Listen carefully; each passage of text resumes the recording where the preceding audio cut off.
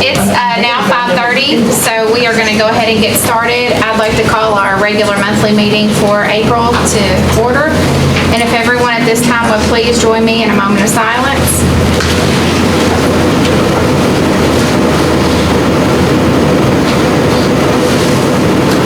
Thank you. At this time, would everyone please stand and join me in the Pledge of Allegiance. I pledge allegiance to the flag of the United States of America and to the republic for which it stands, one nation, under God, indivisible, with liberty and justice for all. Thank you. You may be seated.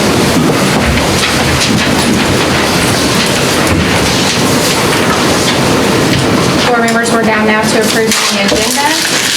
Does anyone have an addition to the agenda tonight? If not, I will need a motion to approve the agenda. So moved. I have a motion from Ms. Yance. Second from Mr. Johar. All in favor of approving the agenda, please say aye. Aye. All opposed? I hear none. And we'll jump down to recognitions. Ms. Embley.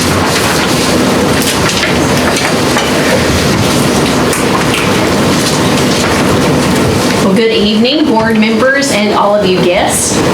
The district has been developing ways to expand our recognition of outstanding staff through the creation of a few awards. Among those awards to be voted on by our staff and announced at the Berg Experience in August are the Cornerstone Award, the Legacy Award, and the New Educator Award.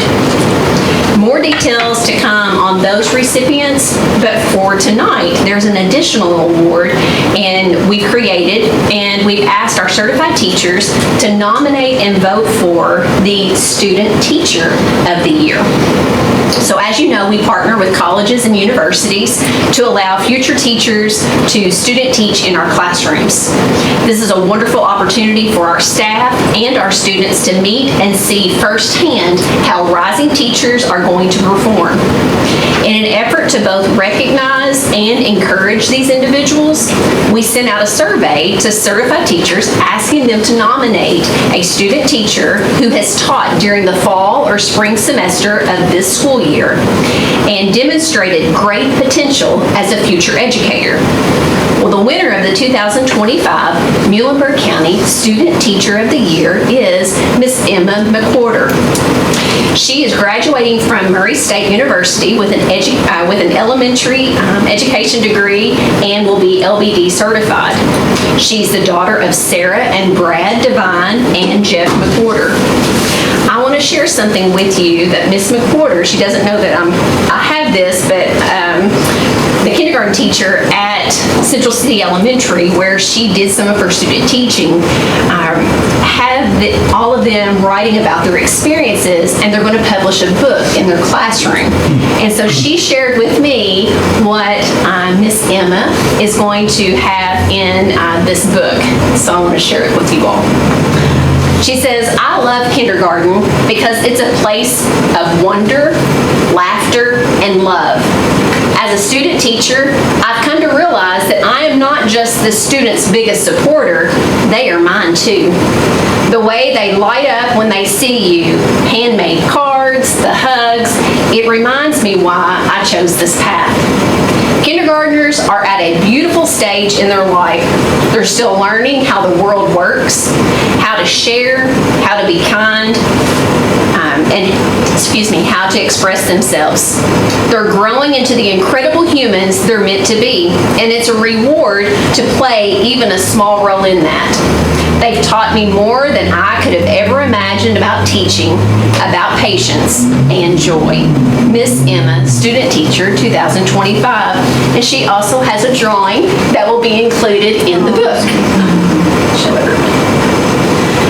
So at this time, I would like to invite Miss Emma McWhorter to come up, and Mr. Lyle is going to present to you the very first Student Teacher of the Year Award.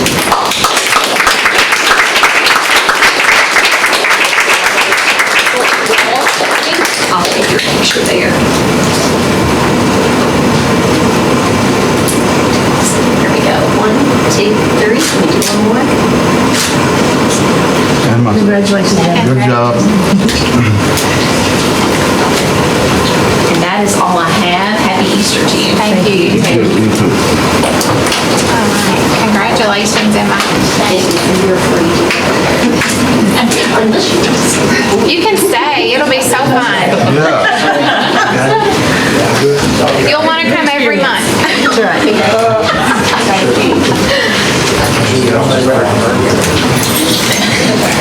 Okay, we'll move down now to our treasurer's report with Mr. Blutzinger.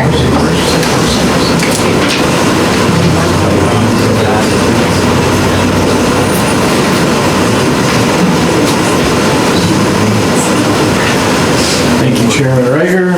Board members, I'm bringing you the financials as of March 31st. The revenues, this month we had $3.697 million in receipts. These are up $298,000 from last month and up $777,000 from the same period last year. Of significance, the federal is up $12,000, state is down $240,000, taxes are up $306,000, other is up $136,000, food service is up $79,000, and daycare is up $2,000.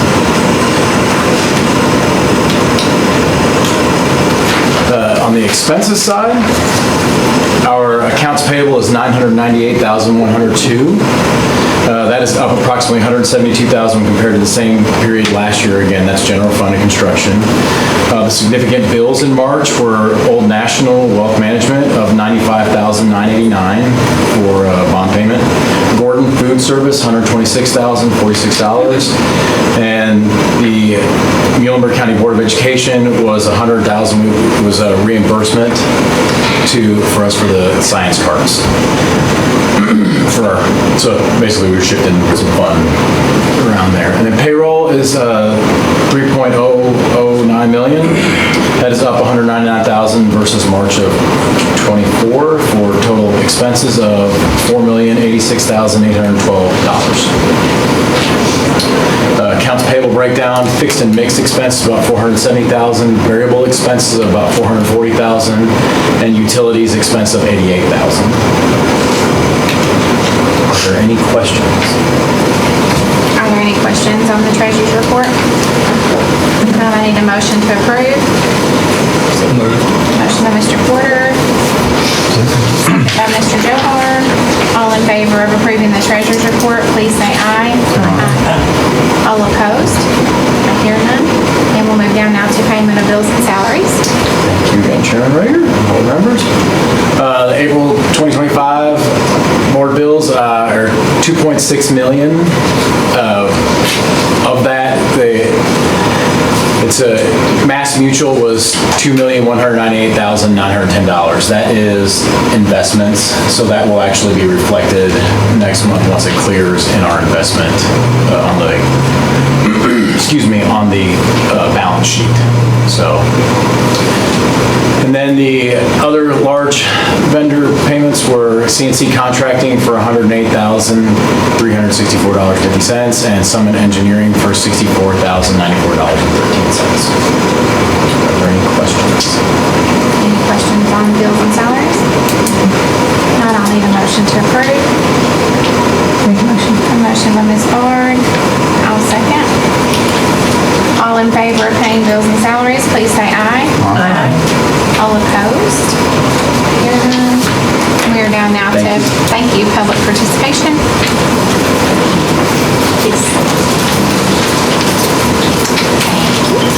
We haven't had this in a while. All right, first is Amy Nelson. She's going to speak about NTI. Good evening. I am Amy Nelson. I live in Greenville. I am not an employee of the school system, and I'm here to speak about NTI Days. Thank you for this opportunity. First of all, I want to express my gratitude to all the dedicated and compassionate teachers and other school personnel who help shape the lives of so many children. I have two daughters at Greenville Elementary, and I come from a family of educators. My granddad was a teacher and then principal and superintendent of Greenville schools. My mom, aunt, and grandmother were teachers in the county as well. I take academics very seriously, especially when it comes to my kids and the community as a whole. My role as a parent is to support, supplement, and advocate for my children's education. So to get to the point, my concern for our school system is NTI days and how these days affect families, teachers, and most importantly, our students. As we know, not all children have the same level of support and opportunity at home. Not all children are fortunate enough to have adults at home who are interested in and dedicated to their children's education. Elementary students, especially, require the guidance of a responsible adult when they are away from their teachers and their typical learning environments. The bottom line is that parents and other caregivers cannot provide the environment and the level of instruction equivalent to a school day. And a school day cannot be reduced to a couple of worksheets. With NTI days, students lose valuable instructional time, and those who are struggling fall even further behind. We know that structure and routine are critical for all children, and traditional school day instruction is absolutely essential for students who receive special support services like speech and occupational therapy, those with IEPs and 504 plans. In addition, like many parents, both my husband and I work full-time, and parents cannot simply stay at home from their jobs to supervise and assist their children with their NTI work. On the mornings of NTI days, I am at work receiving messages from my kids' teachers regarding NTI assignments, attempting to relay these instructional messages with clarity to my kids through their caregiver while I'm at work is a logistical nightmare. Meanwhile, I'm trying to focus on my job and meeting my productivity requirements. This situation is unreasonable and unfair to myself, my employer, and to the patients with whom I'm working. Then, in the evening, I must assume the teacher role, ensuring that my kids have been able to access their work or understanding their work, completing their work, and doing so to the best of their ability.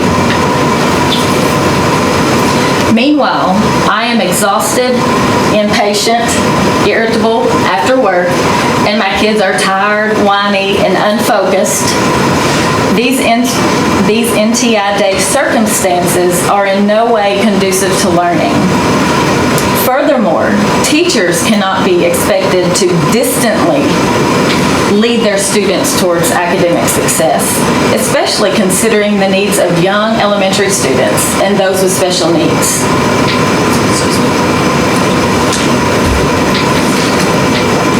Unfortunately, Muhlenberg County Schools have used 13 NTI days this year, 13 check marks of so-called completed school days. Not to mention the extra time wasted trying to determine which students have turned in which days NTI work and which assignments still need to be completed by which students. And is NTI work being checked for accuracy and thoroughness? Or just a check mark if it's done, regardless of the quality? What is our priority? Our students' education or a longer summer break? We already know that the longer the summer, the more students forget, but that is another conversation. I want to stress that the issue is not whether or not we should cancel school for weather, sickness, or whatever reason. By all means, cancel school if needed. Health and safety come first. The issue is using NTI as a replacement for traditional academic instruction. In short, school days that must be missed should be made up as traditional school days. Let's not take shortcuts on education. In conclusion, I take pride in my county and in my state. What are we working toward? Muhlenberg, what are we working toward Kentucky? As it stands now, Kentucky is far from the top in educational rankings. NTI days will not advance us up the educational ladder. but instead will move us in the opposite direction.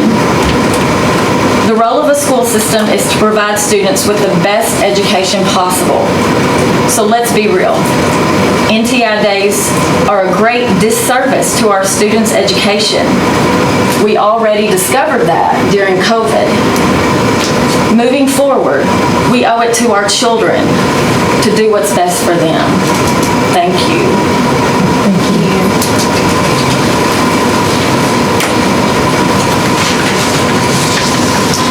And next we have Charity Milton, also discussing NTI.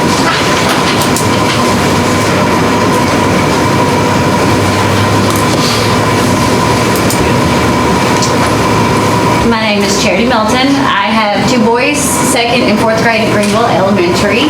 Thank you for having me today. And so Amy made some great points. I wholeheartedly agree with her on everything she just said, but I just want to kind of expand on a few things real quick and kind of share my personal experience. And like she said, just to be clear, this is not about school being canceled. You know, my mom was a school bus driver for 25 years, so I understand the dangers, you know, surrounding that. So obviously safety is our top priority. It always should be. Our main concern is just that the overutilization of NTI days.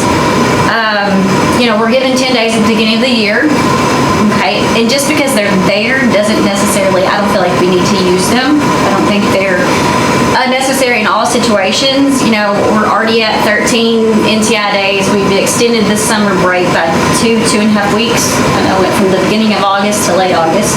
So that's a month, a little over a month right there that the kids could be in the classroom learning the things they need to be learning. So I don't always think that NTI days are the best option. That's just my personal opinion. I understand that there are surrounding counties, and I guess all the counties get the 10 days. But I do know of surrounding counties that have just kind of called it what it is and used a good old-fashioned snow day. You know, we go to school a little bit later into the summer. We did it. We survived. And for the most part, I think we all turned out okay. So anyway, I just, don't get me wrong, I feel like NTI days have served their purpose in the past, especially during COVID. But we didn't have any other option during COVID. It was either you do the NTI work or you don't do anything. You know, I can remember sitting at the kitchen table for hours with my kindergartner then and struggling to get the work done. And it's part because I'm not a teacher. You know, I don't homeschool my kids for a reason. I don't have the qualifications that most of you do in this class or in this room. And so we trust you guys to teach our children. And I appreciate everything that teachers do. Do not get me wrong. Like the teachers at Greenville Elementary, even the principal, has been fantastic to my boys. Okay, but I'm not qualified. I'm in healthcare. My husband is in law enforcement. And when school gets canceled, we still have to go to work. It doesn't change for us. And so when that happens, we call in the grandparents. You guys know as well as I do that grandparents are not good about making their grandkids do any kind of work, let alone NTI work. So after my husband and I have worked an 8 to 10 hour day, we come home, we're exhausted, like Amy said, and we've got NTI work to do with our kids at 6, 7 p.m. at night. And nobody wants to do NTI work then. I know the teachers are available during the day, but we're not. So we don't have that communication available to us. And my younger son, he's 2nd grade, so he needs a little bit more instruction. But my older son, he literally whizzes through his NTI work. And it's not because he's that smart.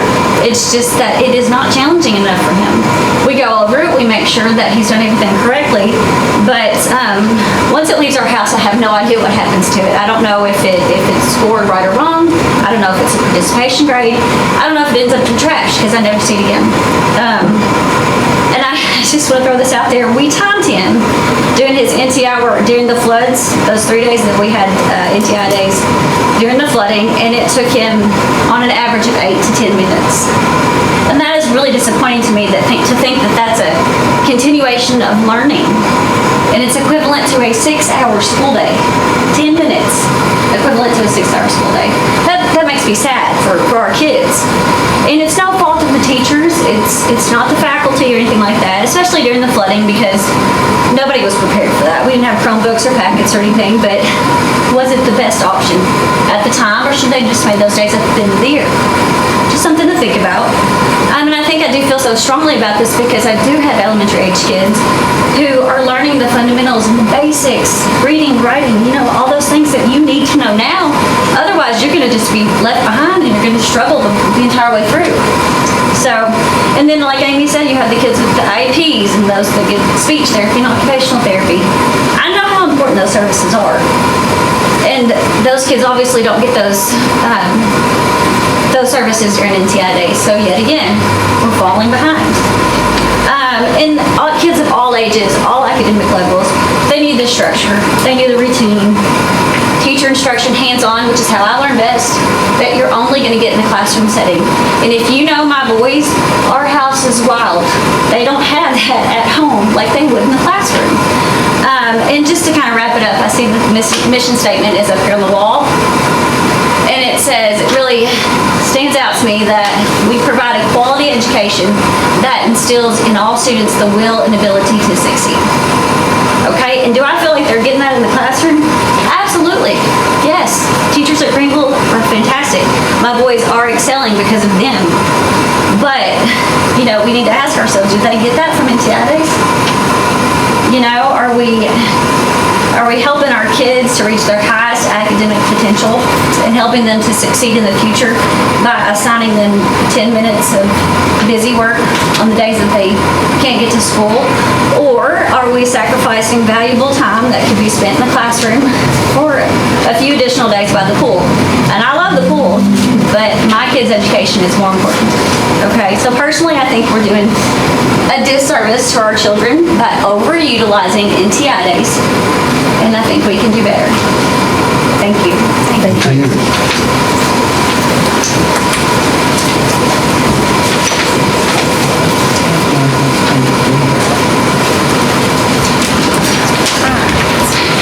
We'll move down now to our administrative report, and first up is our superintendent report. I'm going to let Charles go first and let him tell kind of some updates on construction projects. Well, I hope everybody's doing all right today. We're going to start off with Longest Elementary, kindergarten, and preschool renovation. We got the bids in today. It was over budget, so Codell and Summit Architects will be value engineering to bring the cost down to where we need it. The Muhlenberg County High School kitchen and baseball field renovation. Scott No, CEO, he is going to get with A&K Construction to get that handled for the punch list can get finished up on those two projects as well.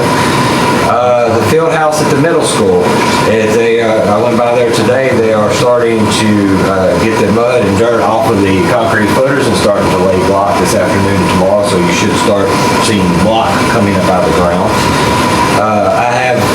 Summit still needs to get some proposals for Muhlenberg County Middle School second floor classroom renovation and a first ADA toilet in the special ed classroom, and a few other smaller projects that we need to get pricing out for.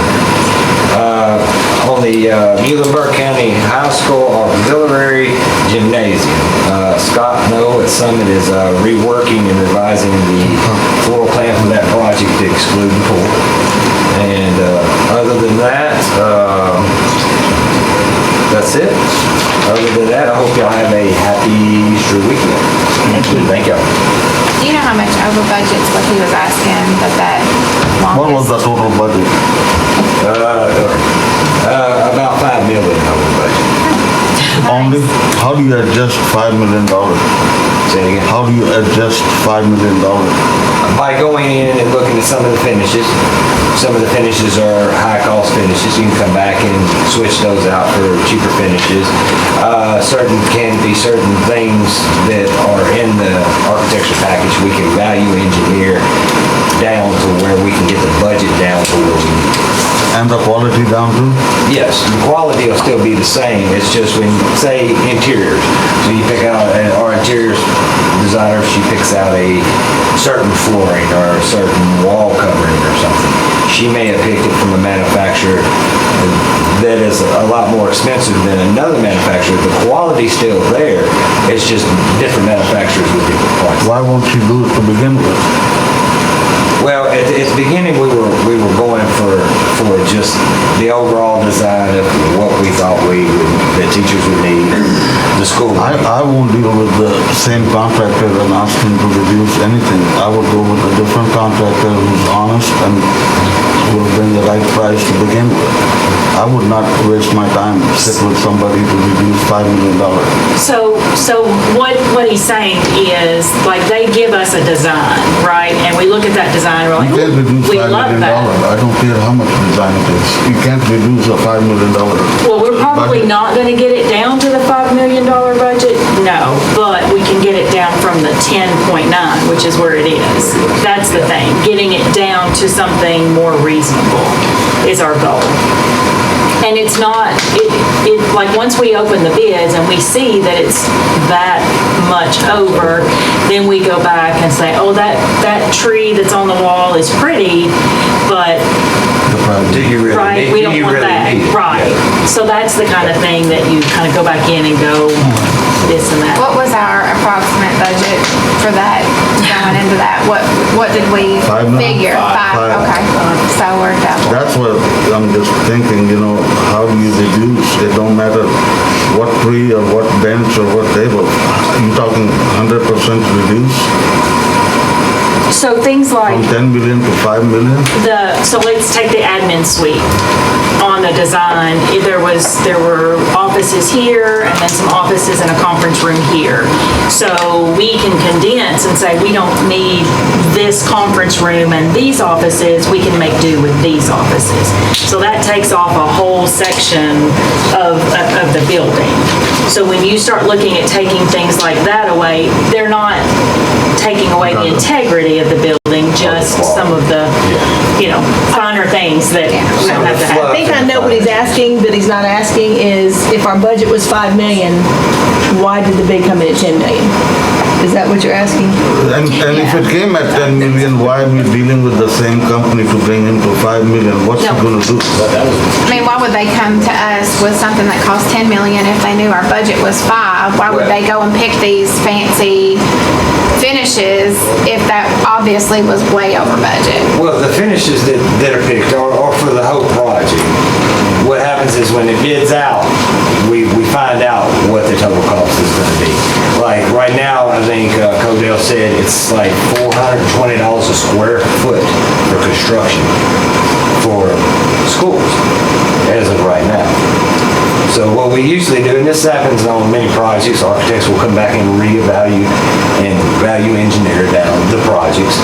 You're not losing the quality of the projects. It's like certain things, like we have a canopy, the main canopy in the front that kind of is a steel frame canopy and it's large. We can replace that with a aluminum canopy, just like the outside canopies that are there, and we could just start chipping away and saving costs that way coming back up. I mean, I know when we did Bremen Ball Field, we had $1 million donation, so, we had these nice plans of what, and we literally ended up with some lights, a fence, and a little, But if you Place, recall, a little that food. project, we told them the budget. Yeah. They came in significantly higher at that point as well. There's two schools of thought, if you think about this. We can tell them the budget, and then if they take those plans, they can build it up to that budget. All right? Or you can go in and not tell them the budget, and maybe it might come in cheaper, not knowing, with the finishes and all that kind of stuff for that thing. If you know a general cost per square foot, just as you mentioned, and you're designing something up to that budget, and that's your school of thought going in, and then you submit those out to bid, you may not want to say, our budget is $5 million, it may come in under that. So there's also that school of thought. So And we don't say, we don't tell the people that are bidding. Yes, I get that. That was my next question. I mean, you don't go to a car lot and say, hey, I've got $50,000 to spend on a vehicle, what can I get? And they're gonna take you over there and show you a $90,000 Cadillac Escalade. They're not gonna do that because they already know that that's not in your budget. right, there's the two schools of thought. So, So I feel like I would rather someone someone, me personally, show me something that they know is more within my budget, even if it may be just a tad more, because you can still, versus double what you already know that you're gonna have to allot it. They would have- I didn't put it out. I'm No, just I telling know, you we're that just it's saying, really yeah. close. we're No, no. So are you saying that they knew what the budget No, was? I had okay, I'm sorry. No, yeah. Yes, they knew. No, they did not. They did not, because that's what I'm thinking. I mean, the city, when we always bid out something, we always bid it out. They didn't know They what don't the budget know. was. So, okay. Because I thought you were saying that they knew. No. No, they did not know, but I'm Yeah. saying it's from giving Yeah, the but- same guy who quoted 10, how do you bring him to 5? I Yeah. don't care how much you Oh, I know. change. Yeah, I know, that's a lot. We should try another company. Okay. Thank you. Thank you.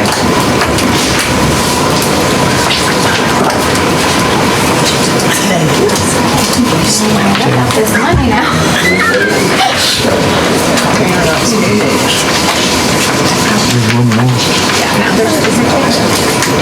We can share it. You can have hers. I'm taking yours, Miss Orr. You're good. I thought All right. What I have passed out to you all is a draft of our framework for the future, which is our draft of our, what you call a strategic plan, our blueprint for success. At the beginning of March, our committee came together and looked at these areas, and we talked about that last month, kind of telling you what the areas were.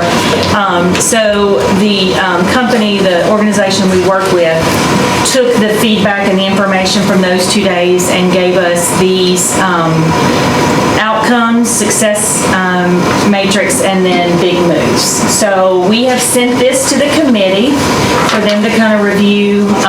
Stacy and I have Do I need to include them so I can add them to that? Okay. Stacy and I have a meeting with Katie Martin, who helped us put this together in May.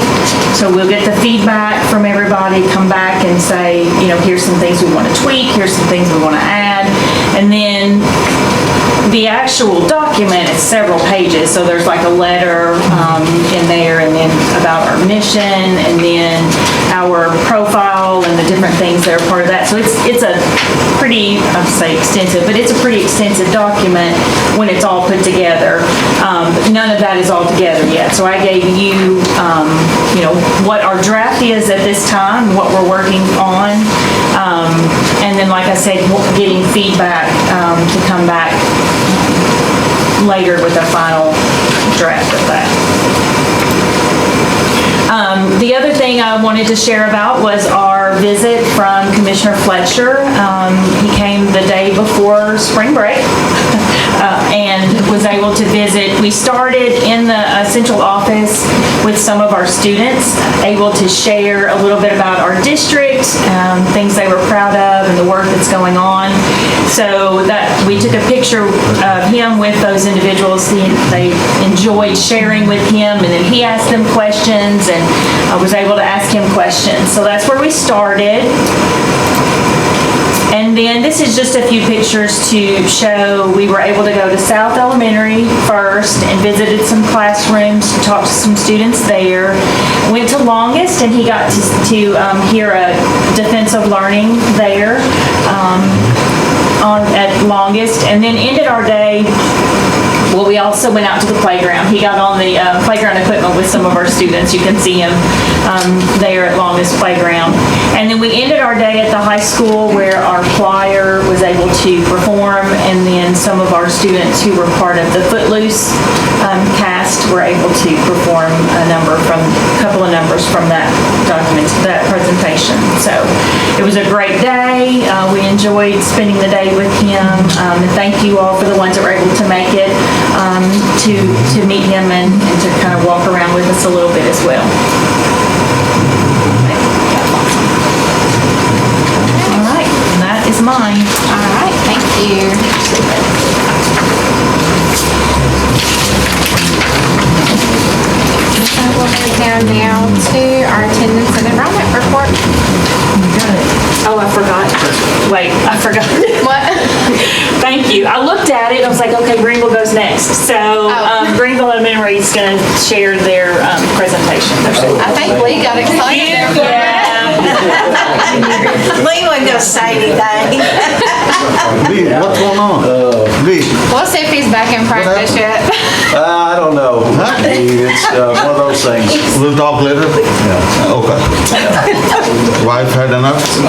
Sure. I remember last month that Mr. Browning said it had been about 18 months since he had spoke to you all. It's been about 10 years since I spoke to you all. So,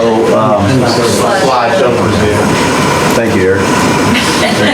Anyway, just want to share a few things with you this evening. I'm going to go over what I call the fun stuff, and then I've got Mr. Evans. He's just going to talk a little bit about some curriculum things since he's been there all year. So, but I wanted to deal with the fun stuff. Obviously, Greenville, very passionate about Greenville, a special place in my heart, and we got a lot of Blackhawks here in the audience. So, first, Blackhawk News Team and Clubs. We have Blackhawk News Team. They do a live broadcast Monday, Wednesday, and Friday to the whole school. They are awesome. 4th and 5th grade students. They give sports reports with the Mustang. They give weather. They do happy birthdays. I get on there, I do some announcements, and Mr. Browning, before he left, and I don't know how long he's been, but there's a joke of the day that's just sort of continued on. So we do jokes of the day, and we also have like special interviews, like we had some high school players come. We've had new staff members. They just do a great job, and it's awesome. I'm so tickled with that program and what they've done there. We also have some clubs that we meet the same day in the afternoon once a month. My favorite is the Cupcake Club. Within 30 minutes, they're able to make cupcakes, and I tried one time. They're pretty good. But Lego Club, a music club, just different things like that, and it's a good deal for our kids. So. Blackhawk Pride Assemblies. These have been going on for probably 15 years or more. Ms. Jones carried it on, the tradition. Mr. Browning, I sort of stepped right back into these things where we recognize our Blackhawks of the month. We have special recognitions. Last month, School Resource Officer Day, we recognized Mr. Albro, got him down on the floor. We do positive office referrals, so it's just a great, it lasts about 25-30 minutes, just recognizing our students and the contributions they make. Also, at the end of it, I don't know when they started this, but it's great, but throughout the week, they have a relay race at the very end, and it's usually the top 3 times of a relay. Miss Lovell, our PE teacher, will come up with something, and it's really cool. The kids get into that, so a lot of fun there. I may have messed something up. There we go. 5th grade boys life skills. I don't know when they started, but this is great. I'm telling you, this is awesome. Mr. Evans, myself, Mr. Casey, the music teacher, we've got like 4 different sessions with our 5th grade boys. We did a meet and greet, handshake, how to do a handshake, eye contact, how to introduce yourself. It was really good. Last week, family resource, we got every 5th grade boy a black tie. We went in there and showed them how to tie ties. They get to keep the tie. I told them, I think I was in high school, I remember my dad telling me how to tie. So that was really neat. We're doing an episode on, or a section on proper manners and etiquette, things like that. We had a local dentist come in this past time, talk about some hygiene, also some life skills, some job skills that they needed, and things to prepare themselves in life. And then the last one we have is a local remodeling contractor that's going to come in. My wife has been told that I need to attend that. They're going to show us how to do some basic construction type skills. So Mr. Evans always knows that, but I do not. So anyway, attendance. Those who know me in the past are there. I'm, especially being a former DPP, I am huge in attendance. I mean big in it, beyond big. And so had a a traveling trophy a few years ago. They have upgraded. This thing is nice. You see a picture of me with, it's a banner with the traveling trophy. It's given out every month, and it's given at the Black Hawk Assembly. And basically what it is a homeroom with the best attendance that month. During that school month, that they receive the traveling trophy. I started this when I got there. I noticed there was a basketball goal, like a Nerf basketball goal, like when I was growing up, I had Nerf basketball. It was in a package. And I put it up in the office with my Louisville sticker on it. Like, I'm going to do something with attendance. So we have a weekly attendance drawing, and they come down and they shoot a basket, they make it, they get prizes. Even if they miss, they get prizes. And I mean, I've got kids come, hey, can I go shoot your basket? And so, if they've been good, I'll send them in there and shoot, but they absolutely love it. I had a first grade girl today. She came just a little short. She hit the bottom of the rim. But we do that every Thursday. I announce it on Wednesday, and then on Thursday, I sort of pretend like it's a radio broadcast because I'm doing the announcements, and the kids really like it. We're doing a monthly attendance goal.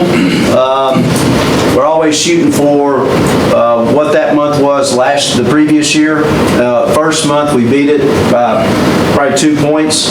So everybody knows that I can't sing, so I sing a solo happy birthday to the kids at the assembly. I had a special science program for a guy from Mossville came with some reptiles.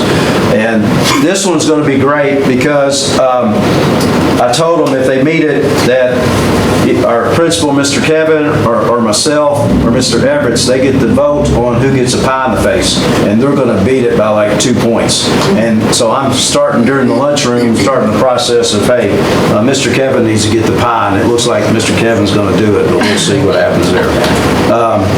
That's sort of some interesting and fun things going on, but hey, all those things, they deal with student achievement. There are underlying issues dealing with student achievement.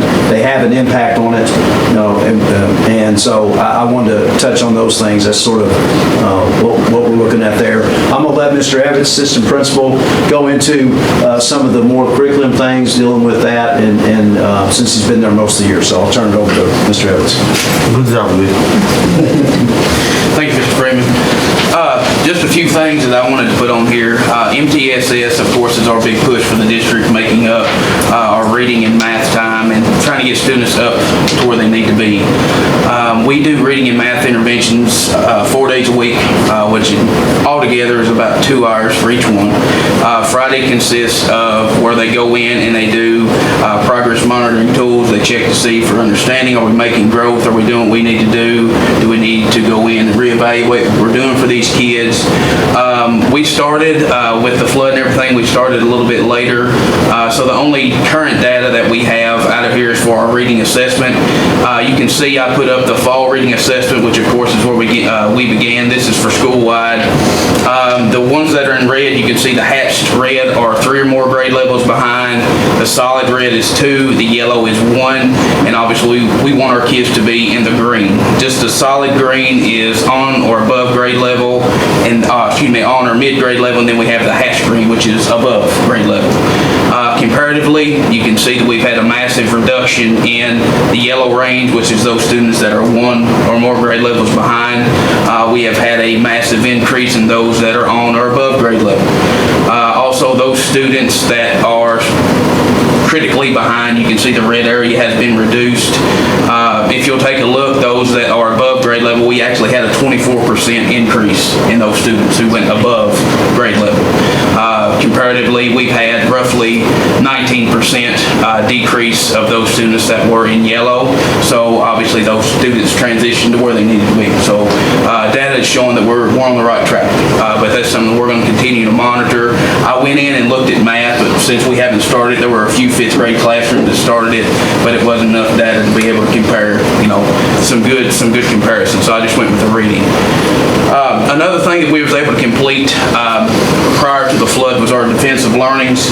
We do that for 30 3rd and 5th grade.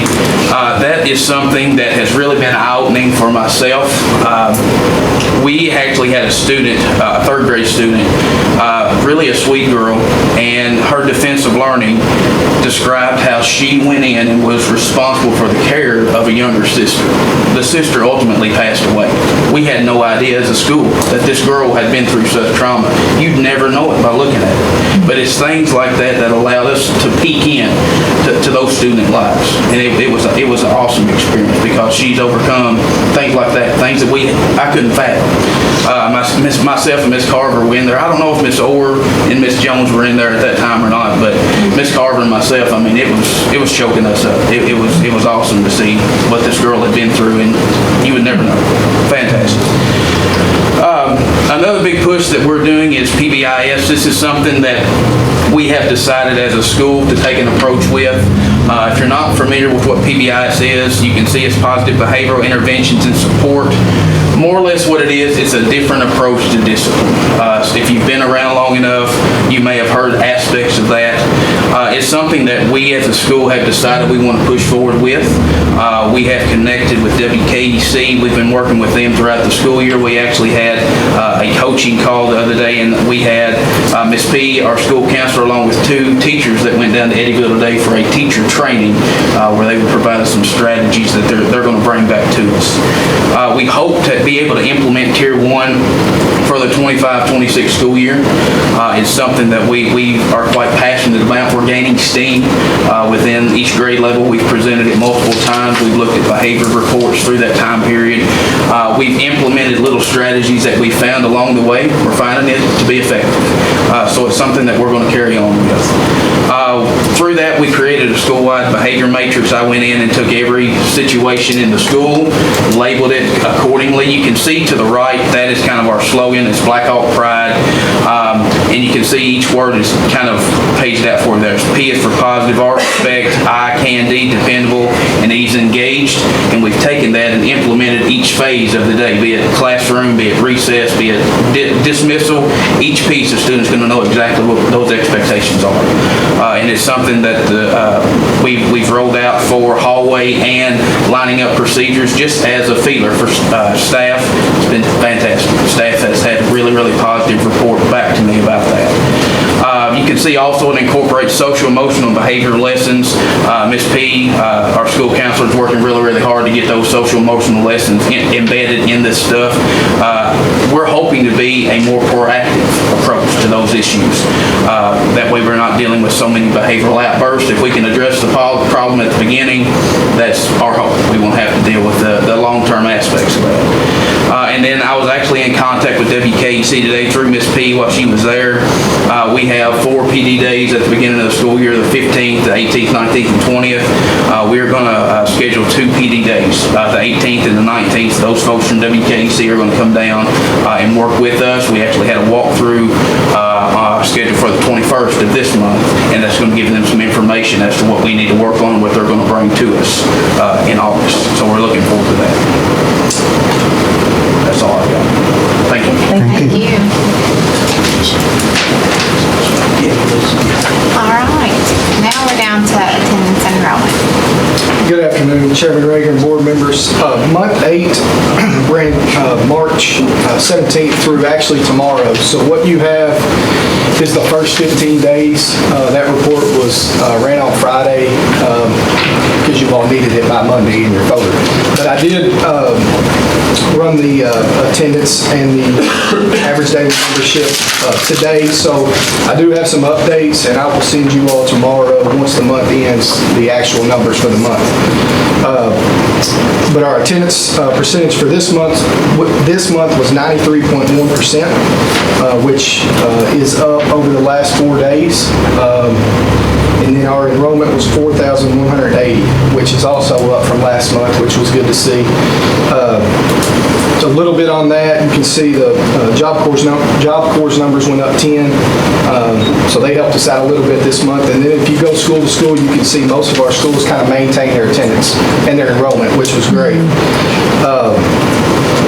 Our elementary leader for the month with Central City at 94.6%, which you can see that's even up over the last 4 days. And then our Muhlenberg County Middle School was at 92.3%.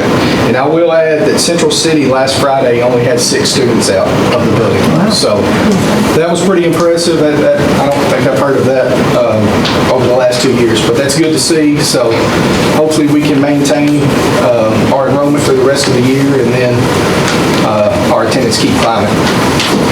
And that's all I have. All right, thank you. Thank you. All right, so now we're down to our board action items. Item A is to consider approving summer feeding program for the summer of 2025. Are you Ms. Cooper? I'm Ms. Cooper tonight. Thank you. All right, so the Food Service Department would like to continue the summer feeding program for the children in our county. This agenda item would formally approve the program for the summer of 2025. So Ms. Cooper does recommend that the board approve the summer feeding program for this summer.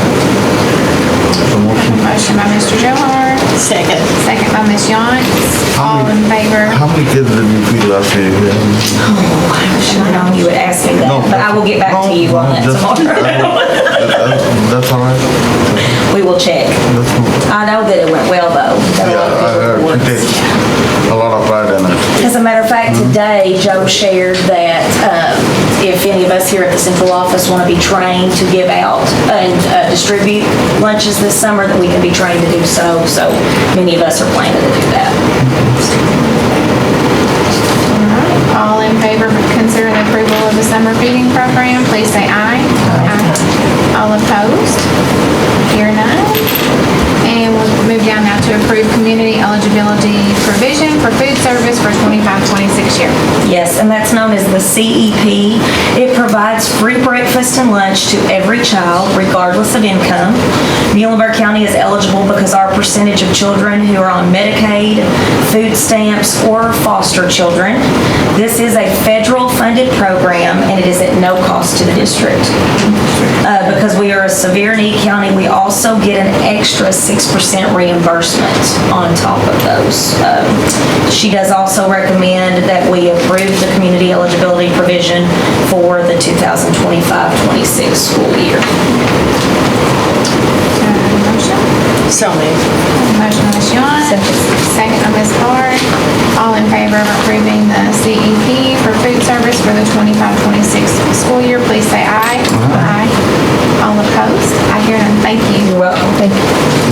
Item C, to consider the first reading of Board Policy 09.427.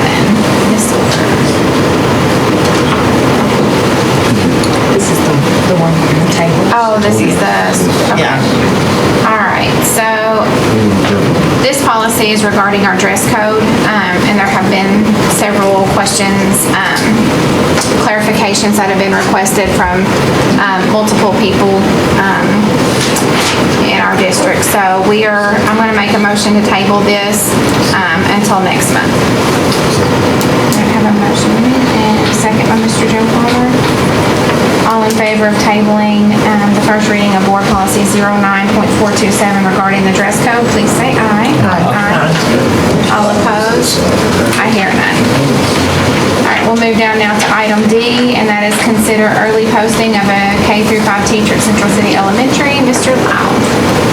Thank you, Chairman, regular board members. So this is a posting, so that we can post this now. We have a staff member who will be retiring November 1st.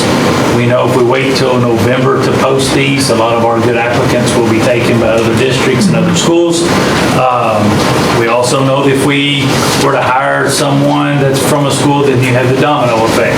So this hire, if approved, would be a hire date of July 1 rather than having to wait till November for that. So I would recommend that the board can approve the early posting of the K-5 teaching position at Central City. A motion by Mr. Johar. Second. Mr. Porter. Don't think about that one. All in favor of approving the early posting of the teacher at Central City, please say aye. Aye. All opposed? I hear none. All right, so item E is to consider early posting of the Family Consumer science position at Muhlenberg County Middle School. Similar situation here, but we have a teacher retiring. This one is actually September 1, and with us not starting until August 27, somewhere in there. Same reasoning, opportunity to get more qualified applicants here at this time of year. So I would recommend that the board approve this early posting for the family consumer science at the middle school. I'll make a motion. Second from Ms. Barr. All in favor of considering the early posting of the family consumer science position at the middle school, please say aye. Aye. All opposed? I hear none. And item F is to approve change order number 1 to the Muhlenberg County Middle School field house. So switch hats here, I'll go from HR now to facilities. So this is a change order. You've got the description in your packet. This is one that, as they got into some of the work, more sinkholes, some of the drainage that's been there for years was not in good shape when I saw it come out of the ground. So this is a change order to make that change, and I would recommend that the board approve that change order. A motion by Mr. Porter, a second by Mr. Johar. All in favor of approving the change order number 1 for the Muhlenberg County Middle School field house, please say aye. Aye. All opposed? Hear none. Move down to item G, and this is to approve change order number 2 for the Muhlenberg County School field house. And on these change orders, I will get a signature at the end on these. But this is change order number 2. This is to a similar situation to where there's some damage to some items that have been there for a long time. So this is to remove the 3-inch PVC water line all the way back to the existing middle school. What we have found here recently is we've had a lot of leaks recently in our water line, and as soon as they replace one, those lines are so brittle after all these years that knowing that we have this project going, just go ahead and replace that whole line, because if we don't, we're going to patch just continuously. So I would recommend that the board approve change order number 2 to the Muhlenberg County Muhlenberg County Middle School field house. I think I left out Middleton. I'll make a motion to approve that. I have a motion by Ms. Lord. Second. Second by Ms. Yance. All in favor of approving the change order number 2 for the middle school, please say aye. Aye. All opposed? I hear none. And now item H, to approve the change order number 3 for the Muhlenberg County Middle School field house. And change order number 3 is in result to, somebody had mentioned earlier about the wind that we've had that took out one of our press boxes and dugouts at the middle school. So this is to create a feed to the new press box that we eventually hope to have down the road. Like I said, those were both demolished by the wind. I will make a note that on the change order, there are 3 extra zeros in there, so this is not a $1 billion project. So we will not sign this one tonight. We'll get a new form to sign, but the price is the same minus those 3 zeros. So apologize for that. I appreciate the catch on that. So I would recommend that we go ahead and approve it and then wait to sign until we get the new form. I have a motion by Mr. Johar and second by Ms. Barr. All in favor of approving change order number 3 for the middle school field house, please say aye. Aye.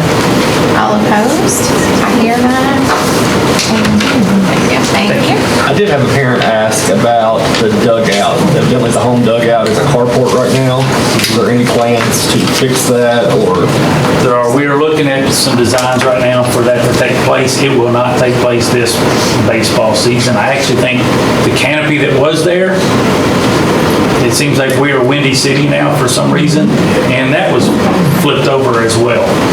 So we've got a temporary fence up to help safety-wise for any foul balls or anything to the dugout. So we're working on some ways to get that, but yes, there will eventually be a new dugout there. Any other questions?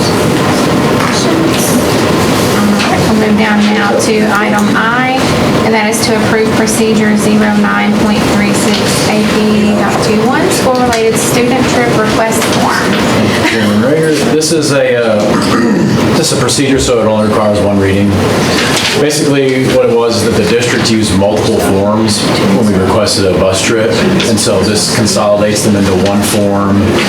We're trying to streamline it for our bus garage, for our, those folks requesting, just make it a streamlined process. And we worked with bus garage and everyone to get the right things on the form, so we believe that the form is thorough. Yeah, okay. I'll make a motion to approve that. Second, Mr. Porter. All in favor of approving the procedure for the school-related student trip request, please say aye. Aye. All opposed? I hear none, and we'll move down now to item J, and this is to consider the fiscal year 26 tentative budget. All right, thank you again. This is our tentative budget, second iteration in the budget process. So what's new? You add Fund 2, and then this is the revenues for all the funds that we can at this time, and we also had major construction and maintenance issues. Now, when I say revenue for all funds, you'll notice that daycare revenues are not on there. It does not, Munis does not, the software system does not populate it. I do have a slide where I'll show you what we estimate what it will be, but it will not show up until the working budget, just so you guys are aware. So revenue line item notables, decreases, SEEK, which was reflected in the draft budget, was decreased by about $1.1 million. Fund 2 is about $1 million, and that's also through SEEK, but it's through on the Fund 2 side of that. Then food service is a $180,000 reduction. That's through non-reimbursable expenses. That's when they get like certain grants that'll come like in the middle of the year. You don't know if you're going to get them for certain, so those are pulled off. Increases. All right. Property tax, $165,000. This is not me saying property taxes are increasing. This is me saying that the assessment value goes up, so that increases it a little bit. So the revenue, that's it, not the tax itself. So, which in all actuality, as assessments go up, you guys know that the tax rate will come down. Just wanted to I wanted to be absolutely certain that I said that. And then Fund 2, increase of $126,209, and that's in federal dollars through state avenues. So, all right. So total fund revenues, and I pulled beginning balance and the on behalfs out, just so you guys can get a real feel of what is pulled in. General fund is about $39 million. Daycare, which is what I was mentioning before, about $551,000. The last 3 years or so, it had been elevated due to COVID funds that they received. So just so you're aware, and it could actually come in less when the COVID funds start dropping out. Just so you're aware of that. Food service, about $3.85 million. Building fund is $1,429,000. That is used to make bond payments. So those are funds that come from the SEEK formula as well as local taxes and state funding sources. So that's I didn't put commas in there, but that's $1,429,000. Capital outlay of $410,643 is $100 per child enrollment. Okay, so that's how we get that from the state. And so that and building fund are both used to make payments for bond payments. So when you see our bond payment schedule, that's where those funds are actually shifted over to. It's called a fund transfer. We move it out of that and we move it into debt service. So when you see the old national wealth payments, right, those come from those dollars. Fund 2, which is federal, state, all different combined, is $6.8 million. Like when we had COVID funds, that was in the 11 and 12 million range. Well, that's dropped down. So, and one thing that we tried to do with our COVID funds, some of you were here and some of you were not, is that we use COVID funds to pay staff because some districts did use it to build, use it for construction, but when you get into federal dollars, you then have to pay Davis-Bacon wages, which are, and I think I brought this to you all at one point, it was a $700,000 increase in the cost of building something, whereas the increase in cost for salaries was like $400,000 to $500,000, so it was a savings really of $300,000. So we decided to use that, and that's where we've used it to kind of bolster our general fund. Expense line item notables, decreases were in supplies, about $244,000, debt service of $113,000. However, I will say that when we bond for any new construction, that's going to go back up. So I mean but that'll be reflected. I'm not going to put it on there until we actually do pull the trigger on those.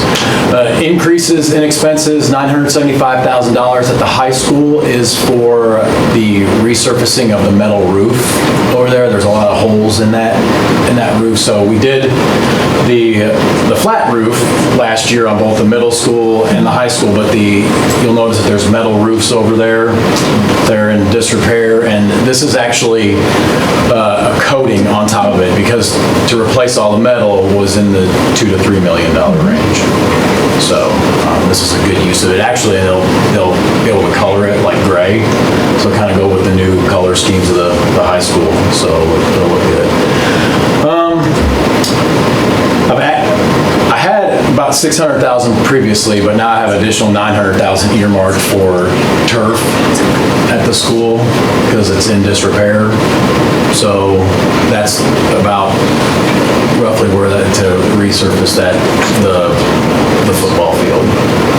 So we don't want kids getting hurt. There are holes in it, and people have gotten hurt just from tripping and things. So how much is it going to cost to turf that?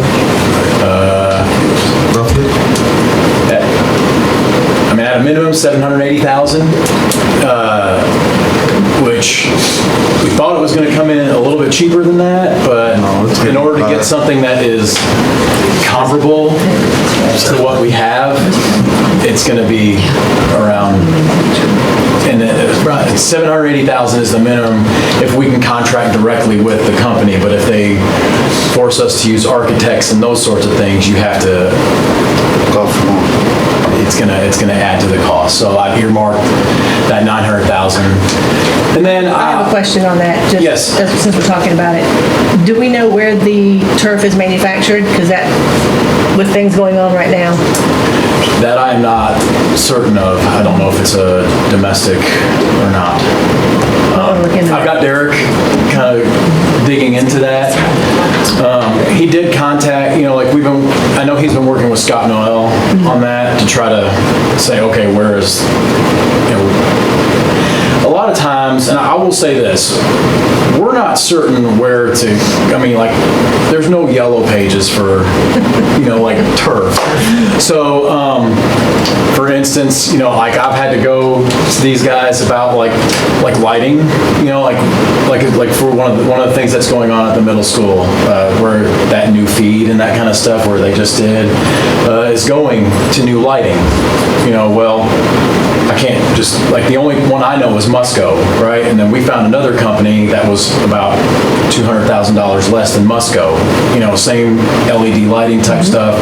So this is a vendor that they have worked with in the past that they've recommended. So, and that's kind of how I'm kind of getting, I go to other districts and say, hey, who have you used and that kind of stuff. And they put me in contact with people too, but it's also another avenue that we use. So, but yeah, I'll ask Darren on that. You're getting smarter.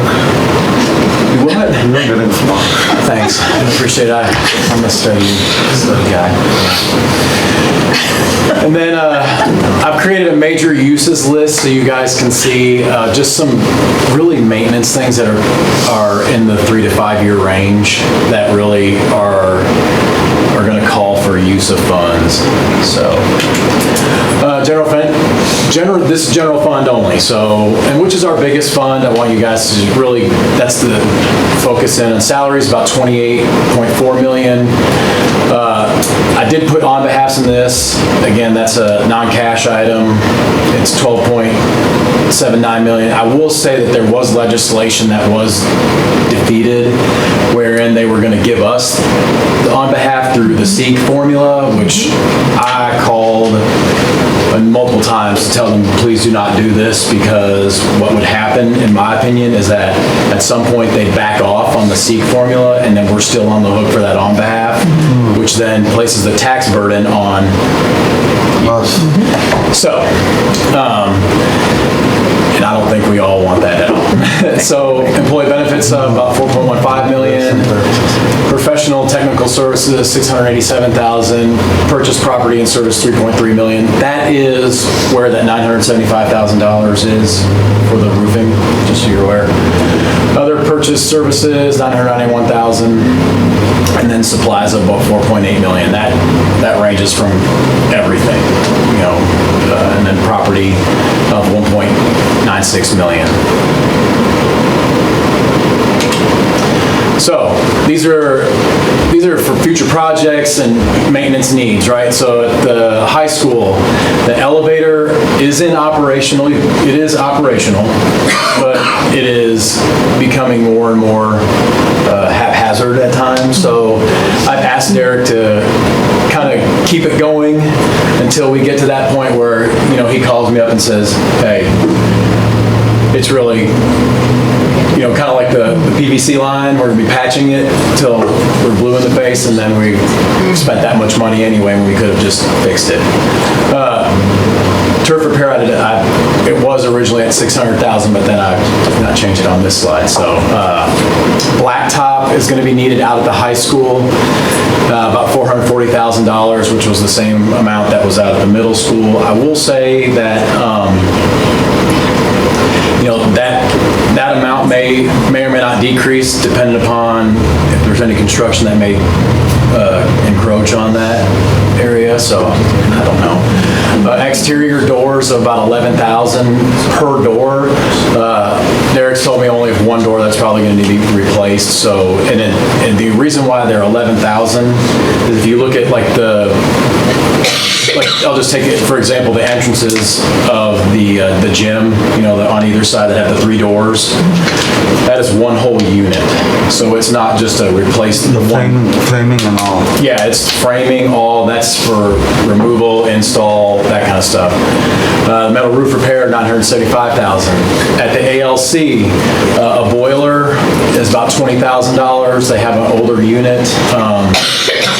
The heater units that they have for individual rooms, 13 of them is about $65,000. Rooftop units that to cool are 7 of them, about $3,000 a piece.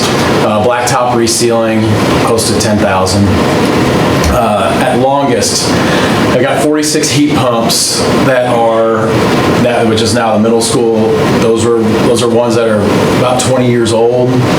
So as they start falling off, there's 46 of them. That could be up to $230,000. Rooftop units, that's about $200,000 just because those are bigger, larger units.